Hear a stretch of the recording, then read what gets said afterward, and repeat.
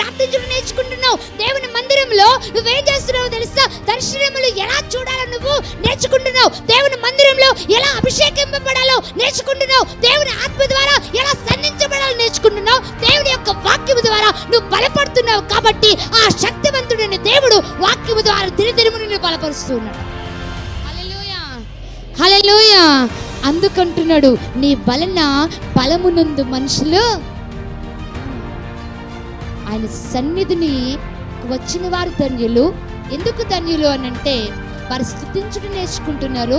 ఎందుకు ధన్యులు అనంటే వాక్యము ద్వారా, ప్రార్థన ద్వారా, ఆత్మ ద్వారా, అభిషేకము ద్వారా మందిరంలో దేవుని ద్వారా ఏం చేయబడుతున్నారు? బలము పొందుతున్నారు. అలాంటి మనుషులందరూ కూడా ఎవరట? ధన్యులు, ధన్యులు. ఈరోజు నువ్వు ధన్యురాలివి, ఈరోజు నువ్వు ధన్యుడివి. ఎందుకు తెలుసా? మందిరంలో దేవుని ఆత్మ ద్వారా నువ్వేం చేయబడుతున్నావు?